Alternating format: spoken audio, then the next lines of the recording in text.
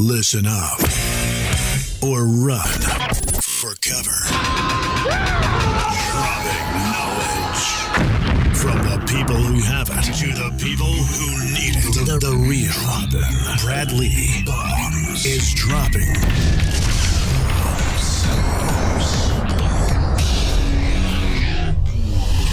What it is, Bradley, back again with another episode of Dropping Bombs. Today in the studio, kids, I've got some real value for you. I've got a gentleman by the name of Marc Demetriou. Is it Demetriou? Yeah, Demetriou. Sounds good. How do you say it? Demetriou. Yeah, Marc Demetriou. He wrote a book that's getting critical acclaim in schools everywhere. Lessons from My Grandfather, Wisdom for Success in Business and Life. And I thought, man, what better content than this to share with the Bomb Squad.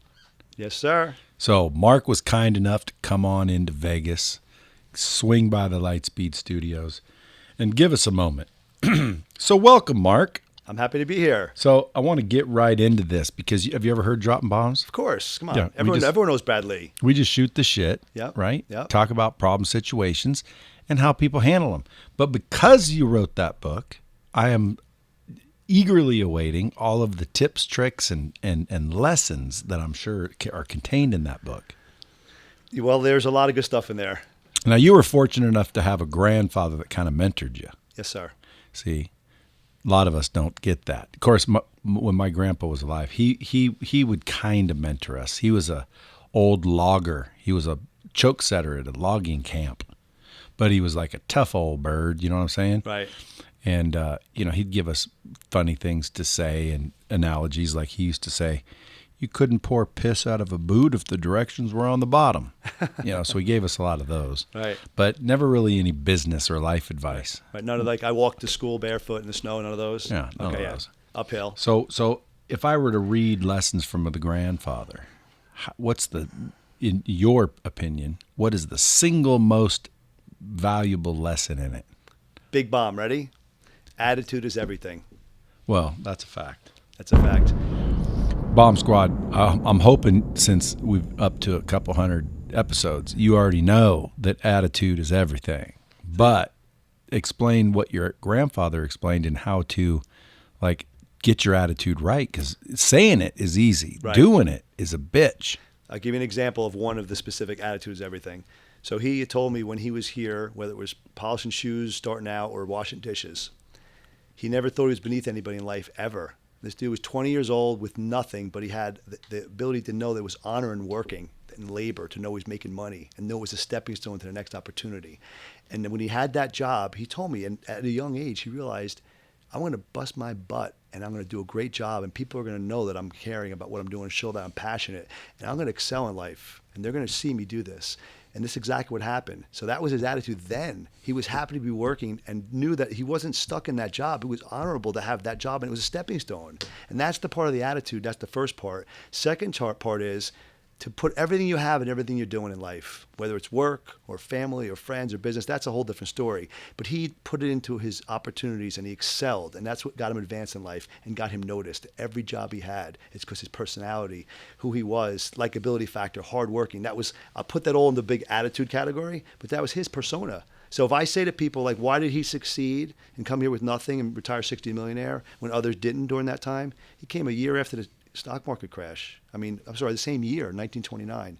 Horrible year. But he hit the ground running and didn't stop no matter what. Every obstacle, every backdrop, every financial difficulty, tragedies, deaths, all that stuff happened. It happens to all of us. But he kept moving forward, this dude. That's like a long answer for attitude, but that's what it came down to. That separated him from the pack. See, folks, success leaves clues, doesn't it, Absolutely, Marc? Absolutely. So I met Marc at an event called Secret Knock. That's where you have a secret knock to get in because nobody knows where it is. I kind of like the secrecy. Right. Do you? Absolutely. It's what makes it kind of cool. It's very cool. Then old Greg Reed, he makes it cool too. Yeah, very awesome. A life-changing event, honestly, for a lot of reasons. So if you're listening to the podcast and you guys want to write down this book, I would do so because you said something earlier that I liked. It's not only does the book give you a bunch of great lessons, and it should be in every school in the country because basically our schools aren't teaching the basic success principles. Yeah, absolutely not. They're teaching a bunch of stuff like read The Hobbit. The Hobbit, yeah. The Hobbit. Yeah, they learn about a kid that just a hobbit that wanted to go ahead in life and be an adventurer. That's great. Yeah. I remember reading The Hobbit. Can't tell you what I remember from the book or what the lesson was. I don't even remember. It was J.R.R. Tolkien. Right, that's who wrote it. But I don't remember a teacher saying, "Now, children, here's the reason you read the book. Here's the takeaway. Here's the dropping bomb." Right. I didn't get any of that. Yeah, me either. There you go. Matter of fact, I don't think anyone has really. Have they changed it yet? I have no idea. I think they still read that book. I have no idea. No, I mean, are schools putting this kind of thing in now? Oh. You just got a couple or one. Yeah, as of right now, I mean, I was relentless in my efforts. I've been speaking at college and high schools for last many years, last year and a half, I should say, and I finally got them to understand that we need a course in college, and the name of my course is simply How to Succeed in Business and Life. And I've had my first university now that has approved this course. Not only approved it, but they're making it required for every student in the business school to take the course as a freshman coming into school. Yeah, big time. See, that gives me, faith in humanity again. Yes, big time. Yeah, because dude, you start to think, man, why are they doing this? And then you hear, well, they're trying to breed workers. Right. That's what it's for. Right. The Industrial Revolution, when Right. they needed workers, so that they set up a whole program where you just teach them like this, where they show up and they expect to get a job and Right. work there hard Right, and do right, the right right, thing right. and get Everything a will be house great and and get rosy. in debt. Yeah. No one tells you, hey, buddy, that's not necessarily the right way to go anymore. Maybe Right. it was a while back. Right.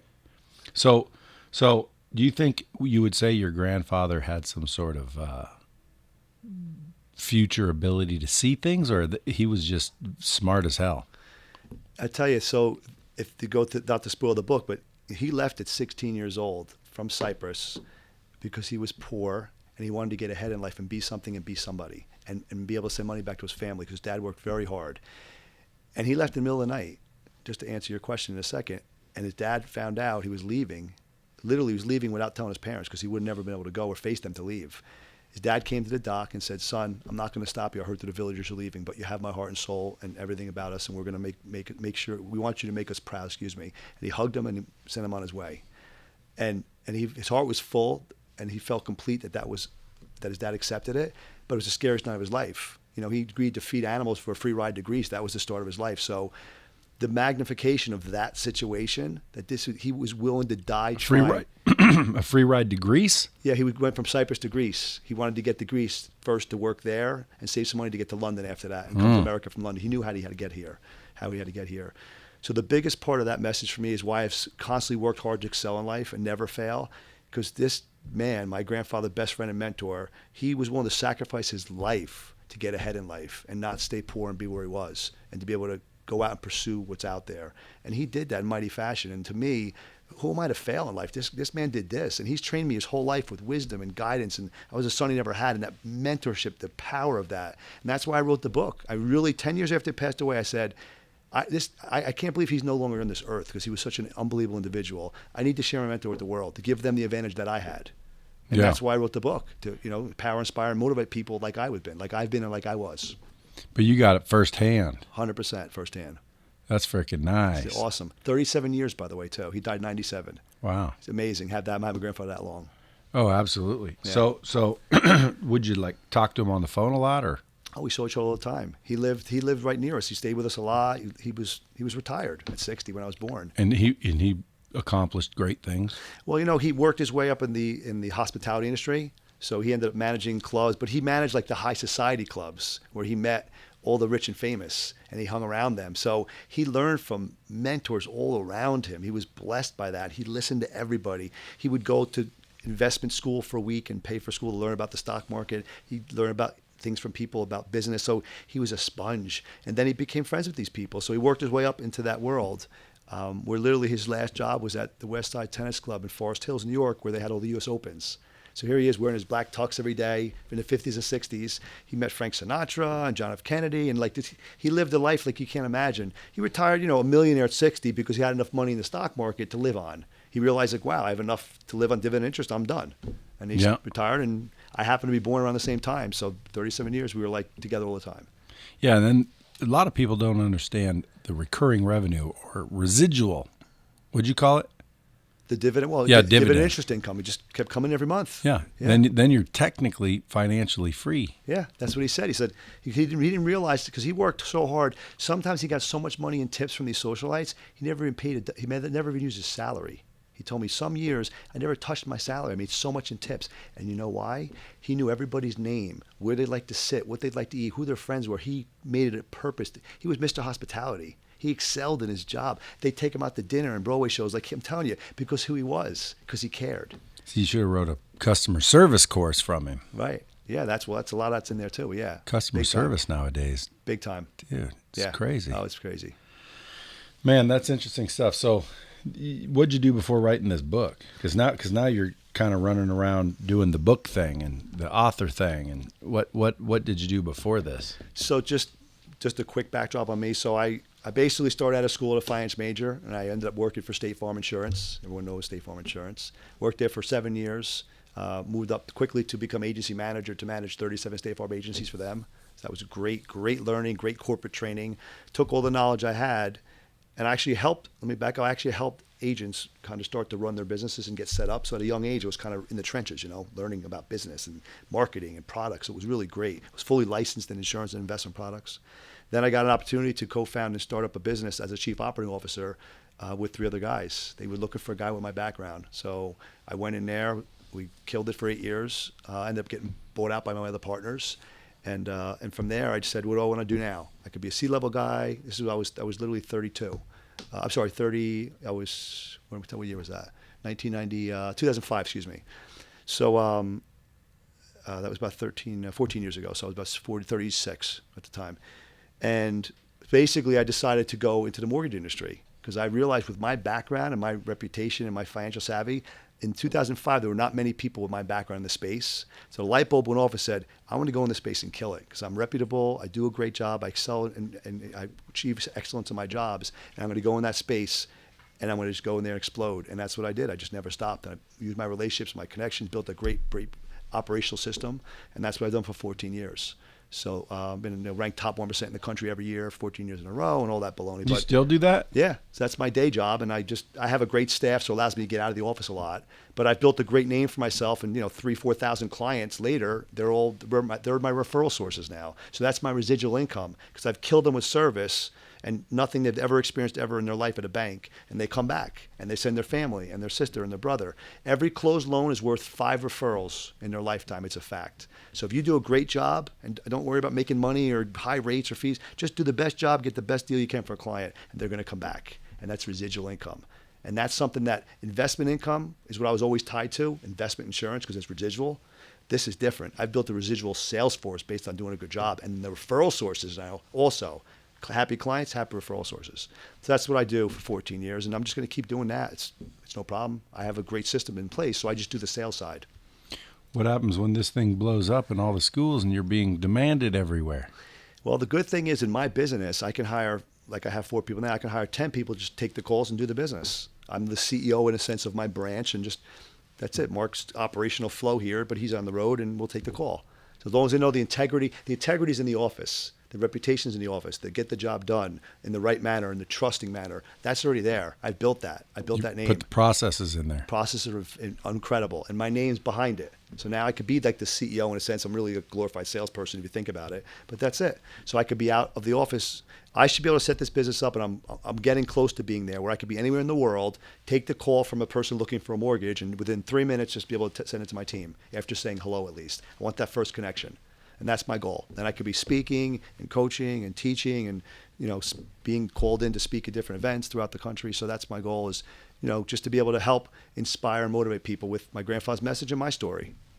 Yeah, well, I'm interested to see what happens because if schools are talking about making this mandatory, that must mean they're finally wanting to see some change. Yeah. And if that's the case and this thing starts working, they're like, damn, dude, your book's like producing winners left and right. Well, then next thing you know, it's all over the United States. Dude, you're not going to have time to do anything.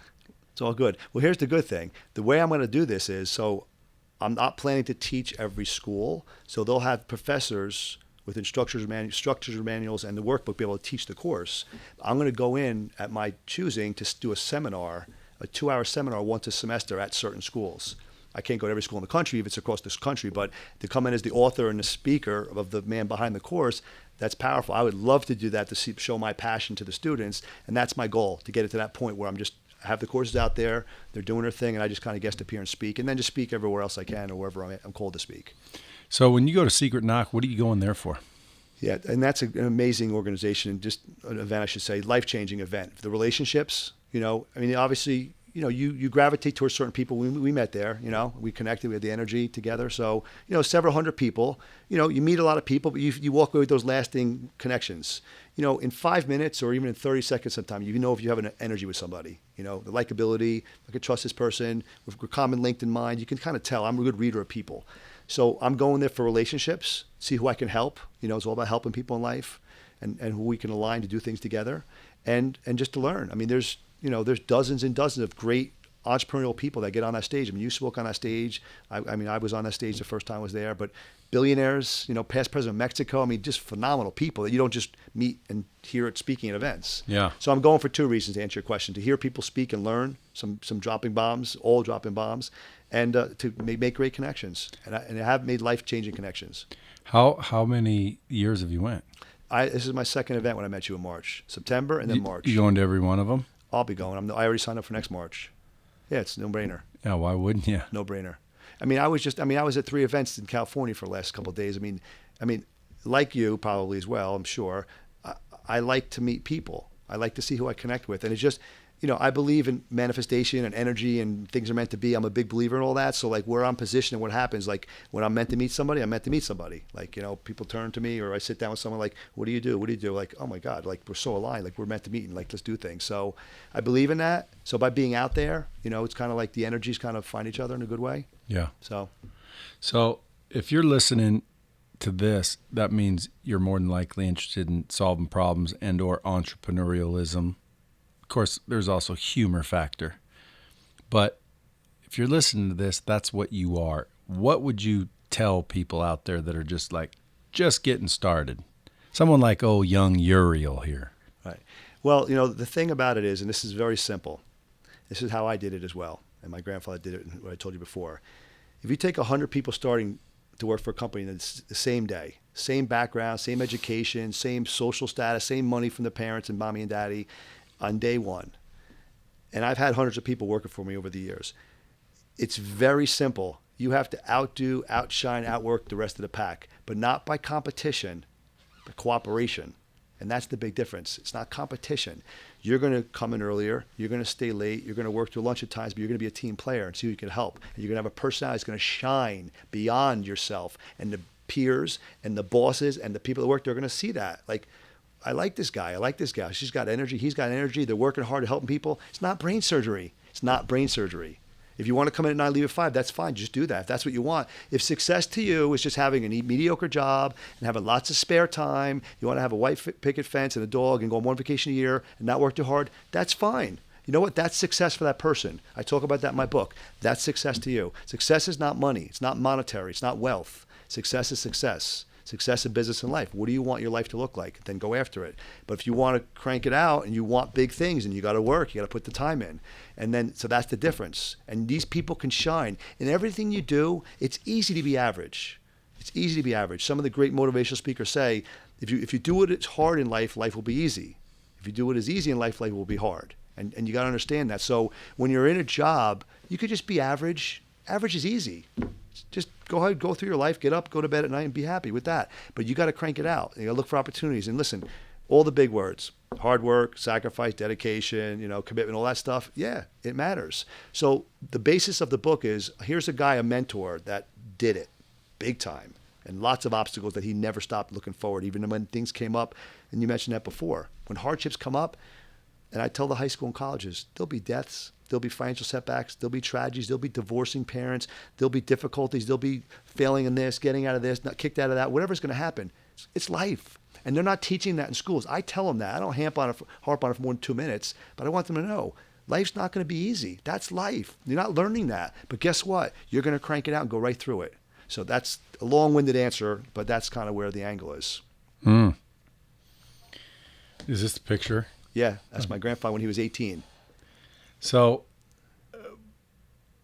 what was his story? He left Cyprus because it was like what, poverty or? So here's the real detail about it. So basically, his father was a very hardworking guy. He was a horse and buggy horse guy for the island. Your great granddad. My great grandfather, yes. So he was on the horse and buggy, taking people around the island of Cyprus, old people, people were going from one place to another. This is early 1900s. And, at times he'd be on the horse with his dad or taking care of the horses. He had a bunch of horses there, but he worked very hard. He was not home that much and they were still poor. So he just didn't want that life. And so he basically decided, like, I'm out of here. Like, I don't want this to be my life. I want to be something in life and be somebody. And not that he didn't love his family, he loved them dearly. And he just wanted to get ahead in life. And he knew he'd send money back to his family, which, by the way, he never stopped doing ever. He gave them a life that he needed to give them. So that was that yearning for life. And I can't explain it. Call it Christopher Columbus sailing across the ocean, even though there's some controversy of who really found America, whatever. But he just had that in him, that passion to get ahead. And for me, like I said, he was 16 years old, and he did that. 16. When I'm in schools and I talk to kids, I say, who in here is 16? And I make them stand up. I said, look, I want to look around to each other. My grandfather left home at 16 years old by himself with nothing, scared to death. He's saying to himself, what did I do? But then never looked back after that.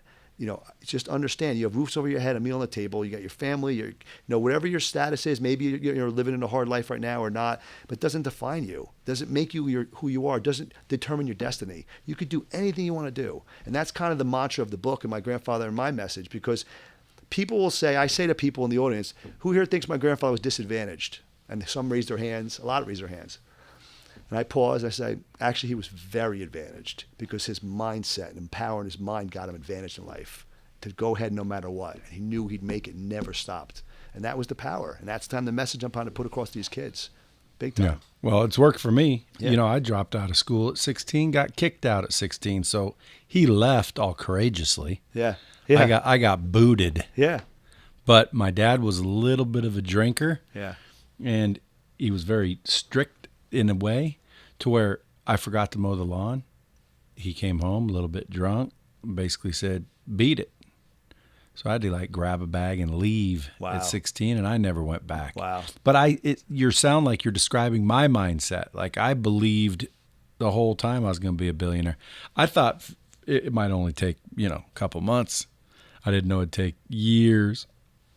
However, I always believed that, man, I'm going to be definitely successful. And you manifested it. Well, yeah. You did.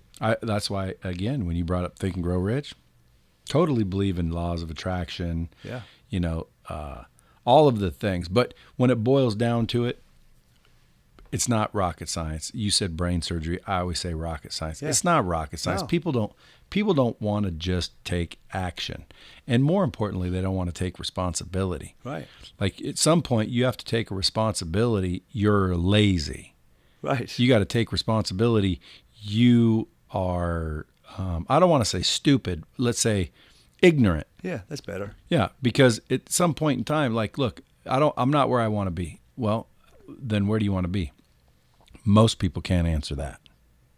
You're right. And that's the biggest problem. Yeah. They don't have the goals written out. Where do you want to get to?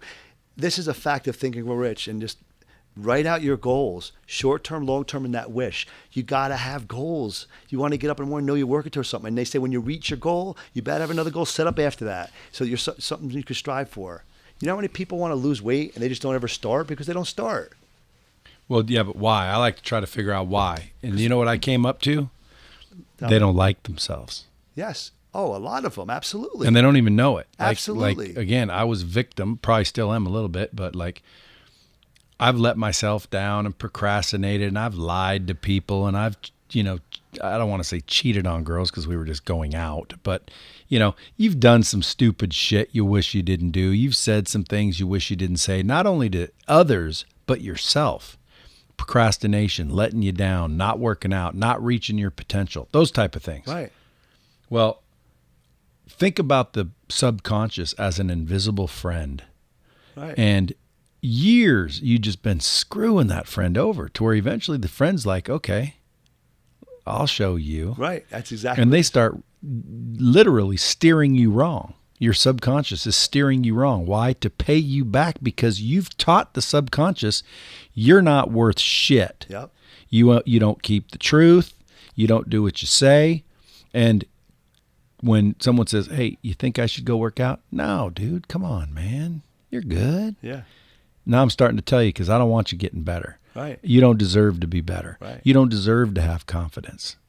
Right. So that's my theory. Right. You're right. Right on. It's the subconscious mind is so powerful because you put the negative in, it goes through the filter and comes in negative. You go in positive, it comes in positive, stays positive. The subconscious mind, when you know about it deep and you know Think and Grow Rich, it's deep. It's like when you're sleeping, it's working, and when you're on like this, it's working. Everything you're feeding yourself. When you're thinking positive and you're around positive people and you're eating healthy and you're going through life and you're happy with yourself and you sleep well at night, think about what your subconscious mind, your brain, it's mindset, but it's a sponge for that. And it's a fact of life. It's a projector. It's a fact of life. It is absolutely a projector. And it's proven, the Think and Grow Rich model is all about that. And all these smart philosophers, they all talk about this stuff. And the fuel into your brain about positivity. And I will tell you something, and again, my grandfather's message, this man never spoke negative, ever. I mean, I can't even begin to tell you, never, about anything in his life, any bad stories, any bad people, never. The only thing I would ever hear of, like, yeah, I used to hang out with that guy, but he got too phony and too materialistic, and too big for himself. I didn't hang out with him anymore. That was probably the most negative thing he ever said, because he was smart enough, even about that, to hang around the right people. So it's the mindset and knowing what's good and bad. But listen, everybody's had some difficulty. Everybody has some, skeletons in the closet. But what I tell people when I speak anywhere, on stage or in groups or wherever it is, companies, I tell people that to look themselves in the mirror, truly in quiet time. I don't care if the lights are out, turn the lights on, and here I am. And you look at yourself and take your life in buckets and just in meditation, I don't care where you do it, and look at if you're happy with all the parts of your life. And seriously do that. I tell everyone I speak, do this tonight. Your health, your spouse, the relationship with your spouse, with your kids, with your parents, brother and sister, your business partners, your business, society. Are you happy with who you are? Can you improve in any of those areas? And I'm not saying make massive changes. I'm saying if you look at your life and say, you know what, I can make some changes. Put a little mini business plan together and have different buckets. And for each of those buckets, just put what you do with your wish list. I don't care how big it is. Make a wish list. Just wrote yourself your life business plan. How awesome is that? And then just start. And don't do it all at once. If you want to lose weight, fine. Eat healthier and exercise. That's simple. You want a better relationship with your spouse? Go to dinner Friday nights. Start going to counseling. Like every couple should go to counseling once a year. I think it should be mandatory.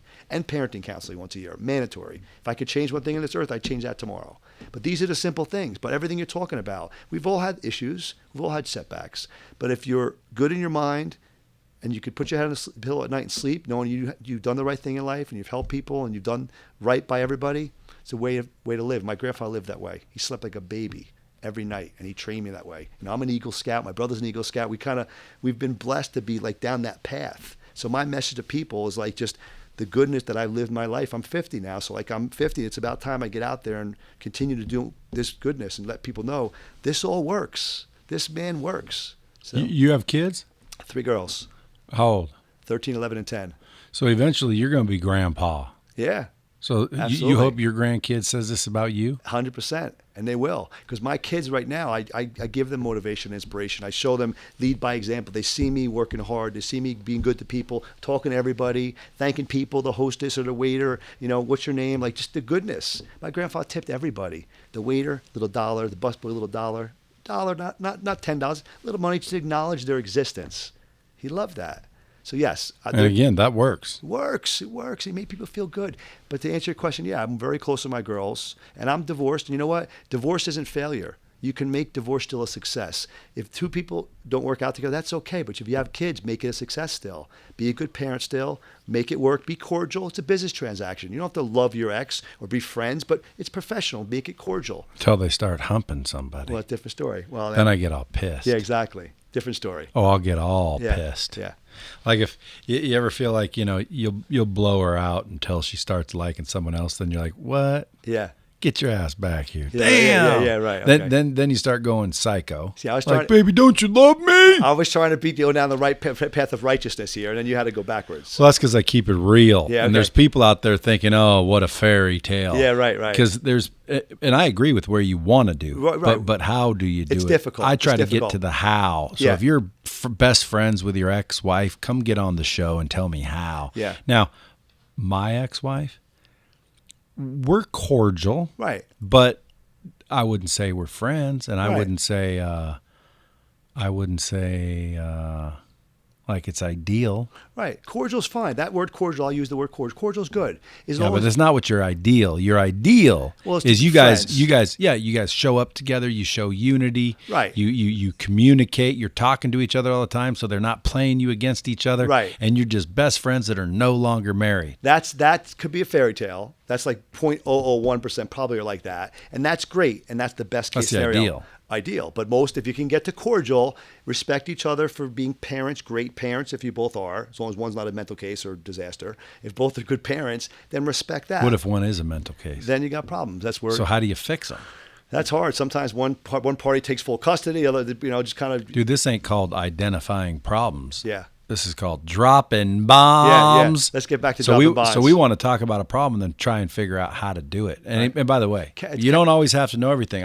Sometimes people say, well, how'd you do it? I don't even know. Yeah, counseling. It's counseling, honestly. Because when you realize, here's the deal, and we can get off the kid thing because it's how we went down this road, but it's realizing that you have kids, you brought kids in this world, you have a responsibility. That's right. Responsibility to make them be the best they could be. And if you're divorced and you hate your spouse, I don't care. You got kids and you got an obligation on this earth to take care of these Grow kids. up. Grow up and make sure they're the best they can be. And if they see you fighting, they see you taking off, leaving to a different state and Being talking mad. nasty, whatever. So yeah, different story, different topic. You could bring me back on for that whole. I can go on for that's my next book, relationships. It's true, though. Yeah. I say relationships are the new economy. Yeah. Because guess what? 55% divorce rate. Here's why I wrote the book too. 55% divorce rate. Small businesses fail in the first year or two. 60% at least. We got a problem. College education is not working. So to put a course called How to Succeed in Business and Life, guess what? Game changer. Game changer. And that's why the deans love it, the professors love it, the teachers love it, and parents love it. To a point where they say, I wish there was a course like this when I went to school, like you said earlier. Yeah. That's why they're on board. They're on I would board. have loved it. They're on board.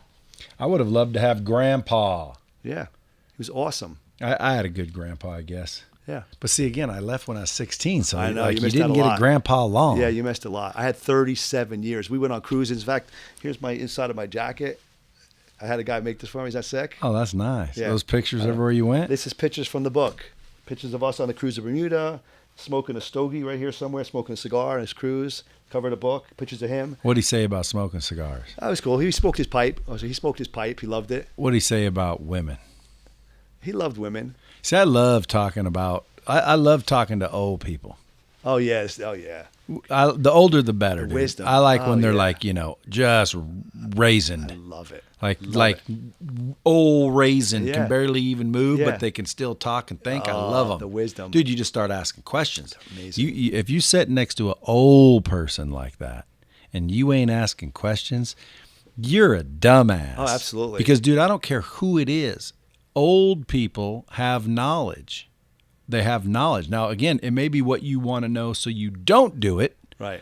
But dude, they've got so much knowledge. When I start talking to people that up in their years, like when I say up in the years, I'm talking about 90. Oh yeah. Dude, you can ask them anything. Hey, how do you keep women happy? They'll Yeah. tell you. And what's funny is it sounds like they're joking, but they're not. No, they got knowledge. Forget about reading books. I mean, like life. I love old people. I mean, I miss my grandfather every day, but like I love old people because that wisdom, and especially that greatest generation, which are dying off by the by the numbers now. But Yeah. that went through the early 1900s, the 1920s and 30s and 40s. Like that generation is like the greatest generation, and that's my grandfather's era. But the See, why do you say that? because the wisdom, because the hardships they went through, whether they came here as immigrants or the depression, to struggle through that, they knew hardship. They knew fortitude to get through things. They knew to have 3 jobs. Like I grew up knowing that if I need to have 3 jobs to support my family and shovel crap in in a circus from an elephant, I would have done that. Like that was my mindset from him. Yeah, but 3 part-time jobs? Because again, people say, I work 3 full-time jobs. How the hell do you do that and still sleep?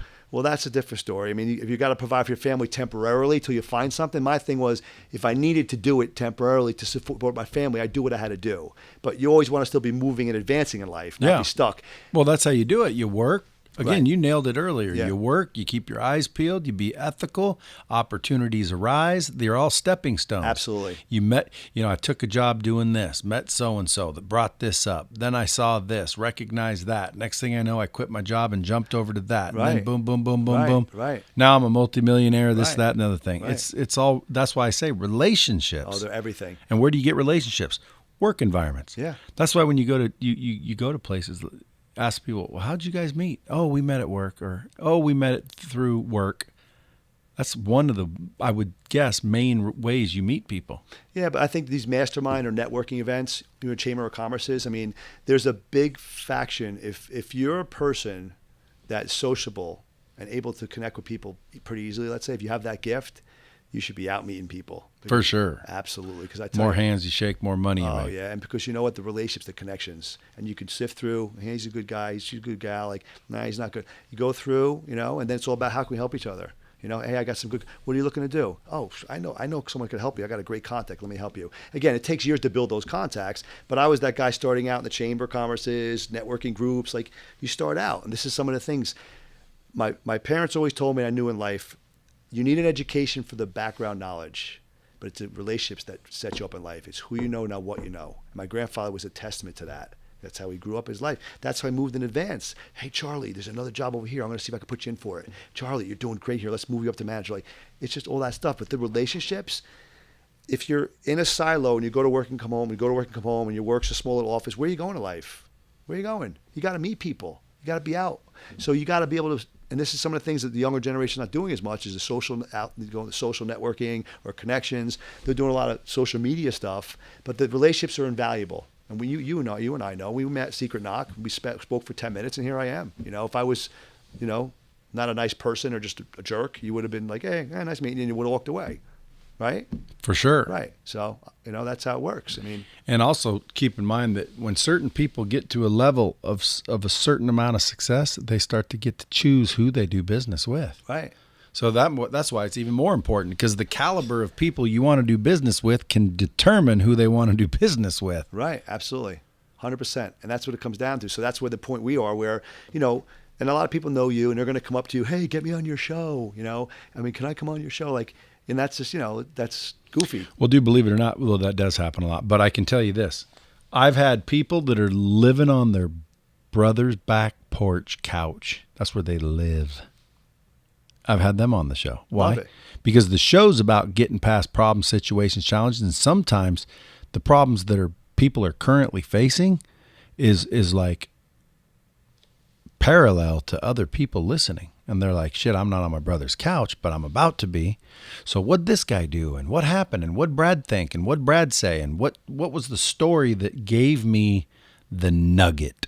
And that's why I'm excited to go read your book, because it sounds like this book is filled with nuggets. Oh, yeah. See, I got a book coming out one of these days. I got to finish it. I've got about half written. Yeah. It's called The Hard Way. Love it. And it's basically lessons I learned the hard way, so you don't have to. Right. Which it sounds like that's what this is. Yeah. It's just not titled that. Right. And you lived it. Dude, I lived it. Yeah. You're gonna enjoy the book because you're gonna understand. You went through a lot of difficulty in life. Probably alone at times, but you kept, like you said, you had that mindset. I'm gonna make it work. I'm gonna make it work. It was mindset, or I like to say perspective. Yeah. Because again, I don't think. Like, for example, people come in here and think, holy shit, dude, how did you build this? This is impressive. And I think, it is? Like, I don't really think it is. Right. Why? Because I know where I want to be, and I'm not anywhere close. I feel pissed off that it's only this big. Right. Now, people say, oh, you're just being humble. No, it's the truth. It's my perspective. Right. You're being real. Now, I've also been homeless on the beach, literally, for 2 weeks. Wow. Sleeping on a beach. Wow. So you got to that level, and that's important. Yeah, but guess what? I don't think it was that big a deal. Like, it was a beach. Right. So at the end of the day, man, people freak out and they're like, dude, what happened when you hit rock bottom? How did you keep going? And all these questions, like it was a big deal.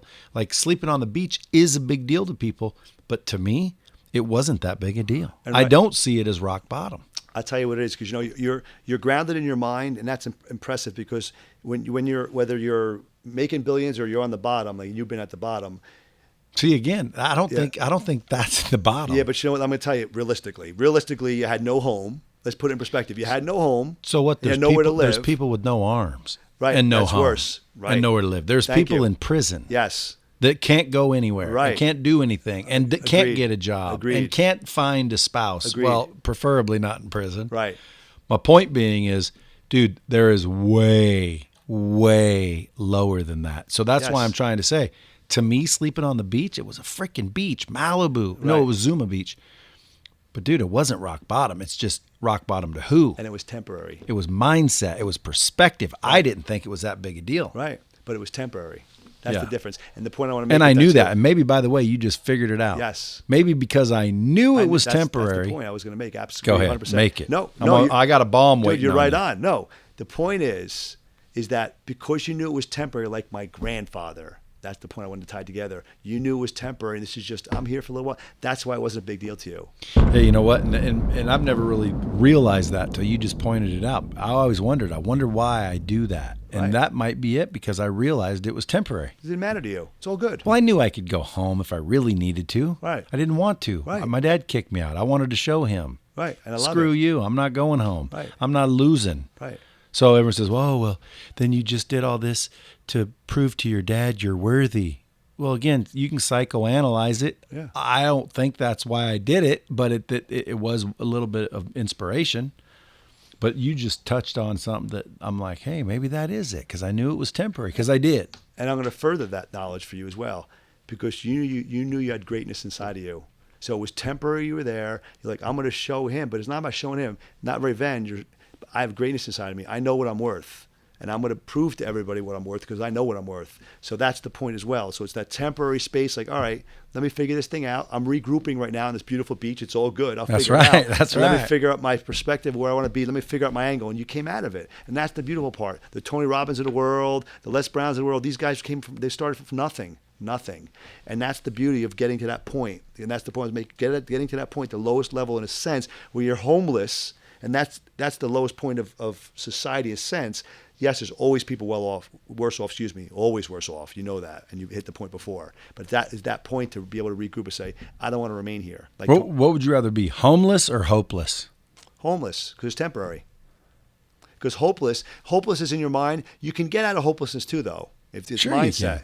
But so it's both. Homeless is temporary, but probably if you're hopeless but have a home, it's probably better than being homeless, maybe, because you can get back on being hopeful again with the right mindset.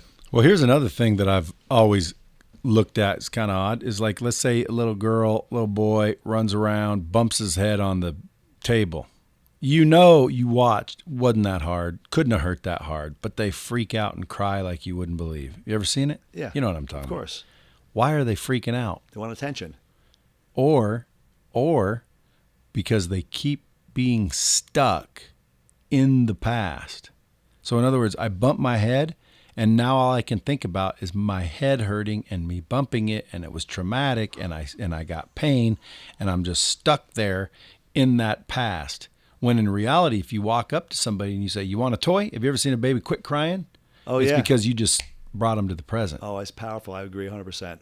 We can go down that road. I love this conversation. Well, people don't live in the present. Yeah. And by the way, they don't even know what the present is, most of them. I'll say, what's the present? And they're like, now. Nope. As soon as you say now, it's no longer the present. Right. Like it's almost half the word. Yeah, absolutely. Nah. Yeah. Like you Yeah, can't, right. as soon as you start to say it, it ain't. Second from now. Yeah. Second from now. It ain't there. Yeah. And let me tell you, that's powerful, because that's a very important point. And for all your listeners, I'm sure they've heard you talk about it before. But when you're talking about the past, and my grandfather was big on this, and I'm big on this, I don't look backwards. I don't let negativity get in my mind. I don't dwell on stuff. It's the poison in our mind. And the more time you talk about, I'll get him, he burned me, I'll burn her, I can't believe they did that, I can't believe I lost money. Oh my God, you're giving them the power. How about release it all? You know what? I wish them well. I'm going to go on my way. I know it's easier to say than do, but you're allowing that situation to define you because you're just thinking about it. If you're losing sleep over it, they win. The situation wins. If you've dwelled your life, listen, you could talk about football players that in the first year break their leg and they're out of football for life. Talk about The Rock. There you go, The Rock, right? Dwayne Johnson, that's his story. Yeah. Now, what if he would have stayed in the NFL? Yeah. He'd be broke down. Yeah. More than likely, broke down injury wise. Right. And went through all his money already, probably. Yeah, period. And so he talks about, look at that. I was meant for the NFL. I was down on myself, and I said, let me just switch this now to go into wrestling. It's the best thing he ever did, he said. So you made a great point. People that think in the past, don't learn from the past. What about picking the right friends? What'd your grandpa say Very about important. that? Well, I told you about that. So that's the only thing that he would say, if I want to call it negative. It wasn't really negative. He would just say to me, and this is big, he said, don't hang around with phonies. Actually, he'd also say, don't tell people how much money you have because they'll be coming for your pockets for things or investments or opportunities. You don't need people to know how much money you have. Live below your means, right? These are all things that are good lessons. But the friend part, he liked people that weren't phonies. He used that word a lot. I don't like phonies. So when people thought they were big and started making money, he's like, I'm done. Whether it was family or not like tight family, but cousins, I'm done with him. Like even tight family. Yeah. I listen. If someone asks me my advice is I don't care who you are. You need to weed the garden. Oh yeah. Okay, because if you look around and the circle you keep does not inspire you, well then you're not in a circle. Right. You're in a cage. Right. I think I read that on a meme the other day. I like that.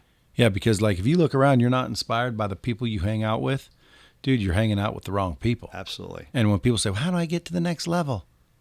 Well, first of all, why don't you maximize the level you're on? You realize, pretend this is a level, right? And you're here. People say, how do I get here? If you maximize this level, the next thing you know, you're on this level. Right. And then you're like, well, shit, how do I get to the next level? Just maximize this level. And holy crap, I'm on the next level. Quit worrying about the next level. Start focusing on the level you're on. Right. And then you'll master it so well, you'll look around and you'll be like, holy crap, I'm on the next level. Right. So now how do I get to the next level? You don't worry about the next level. Maximize the level you're on, kids. That's a big dropping bomb, big time. And you know what also, and I love that because here's a big now message for the keep people starting out, let's say, or even people at different levels. If you get into a chamber or a charity or the board of your club, right? Or into a club, right?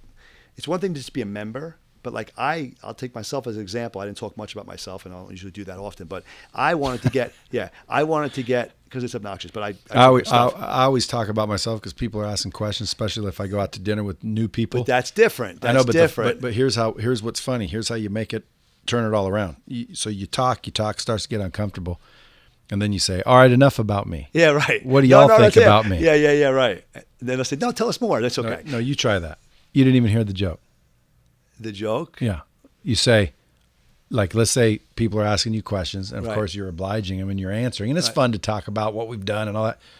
And after a while, you start to think, shit, I've been talking about myself for 10, 15 minutes. I better figure out a way to stop. I always say, enough about me. And then real quick, what do y'all think about me? Oh, that's funny. I like that. Oh, Dude, that's funny. It's the funniest Oh, that's line funny. Oh, that's ever. great because then they laugh. Dude, everybody will literally bust up laughing. And you want to make sure they're listening too, because I want to go around the room. Okay, what are your thoughts? Yeah, so Whether they answer or not. Yeah, so you try it. You practice it. I'll practice Do that. one. Ready. On me. Just role play. So what do you think about me? Nope. Oh, Enough about Oh me. yeah, okay, that's easy. I'm sorry. I could be an actor. Don't worry. If anyone's listening, I'm a good actor. Promise. Enough about me. Well, actually, what do you think about me? See, dude, that makes On the me fly. laugh, and On I the already fly. know the joke. On the fly. If you've never heard that, people will crap their pants, Mark. Everyone will be like, and you got that funny, happy personality. Yeah. So if you'd pulled that one, Yeah. dude, I'm telling you, you're going to be a hit at the end of the whole story. I'm going to do it. I'm going to use it every time I think of you. What do you think of, what'd your grandpa think of humor? Was he very funny? Humor's big, but I want to list my point before I forget the point before about if you're a member of any of these associations, your church, your club, a chamber, or a charity, don't just be a member. Get to the board. That's the difference. And I did that in my life. That's what I wanted to say before. I worked to the board of everything, the planning board of my town, the board of my chamber, the board of my club, the board of charity. That's the difference. You want to start? Get to the first level there, because guess what? Who's on the board? Power hitters. This is like a major dropping bomb. Power hitters. Okay, I like that. But that's the difference. So anything you get involved in, you want to raise to the top, like you talked about. Earn your job. Get involved in the charitable things, the Habitat for Humanity, the Make-A-Wish Foundation stuff, the Red Cross. That's the difference. So that's how you do it wherever you are, to move yourself up continually. But about the friends too, you want to make sure you're with the right friends, and you can continue to gravitate towards good people. Humor. My grandfather was very funny. Like, I have thousands of hours of video and pictures of this dude. Like, very funny. Personality, loved life.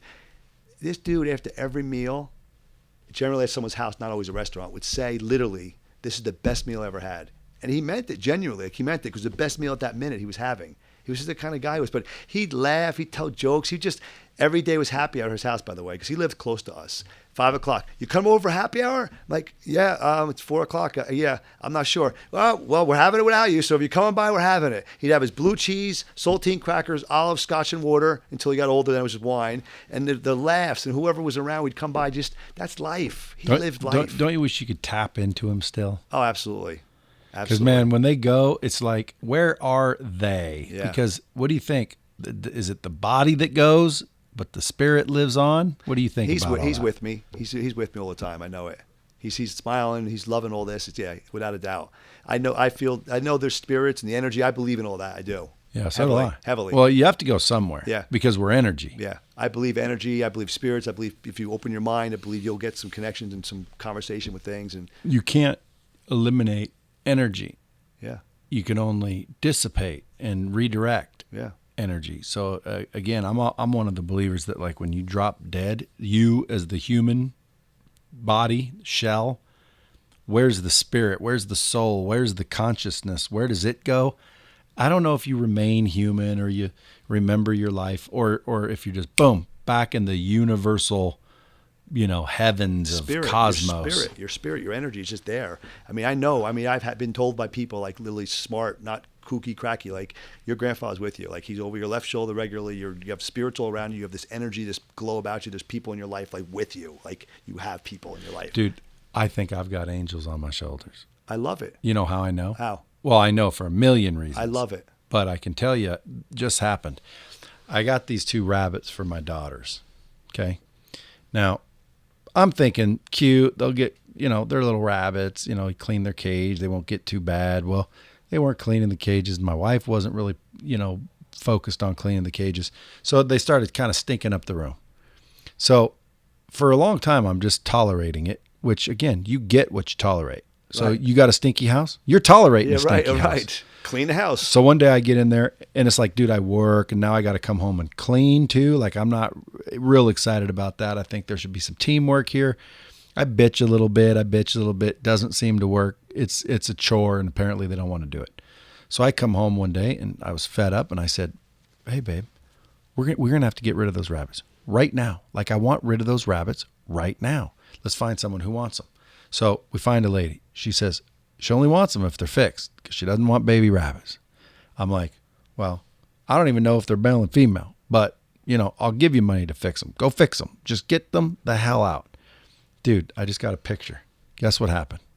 What? They just had babies. Oh, that's crazy. And they were fixed too? No, they weren't fixed. Oh, you never fixed them? No, I said I'd give you the money. Oh, you said she didn't do it. But she didn't want them because she didn't want baby rabbits. That's crazy. And I definitely didn't want baby rabbits. Right, that's funny. But dude, something told me to get rid of those rabbits. Wow. Something just said, get rid of those rabbits. Wow. And I was like, normally I'm a little bit laid back. Like, if you say, hey, I'll pay you on Thursday, and you call me Thursday and say, dude, can I get a couple more weeks? Yeah, whatever. Because I don't really care as long as, dude, something was telling me, get rid of them damn rabbits. You have intuition. I don't want to go down that road because I'm a big believer in this, but you have intuition. If you tap into your infinite wisdom, you got the whole energy.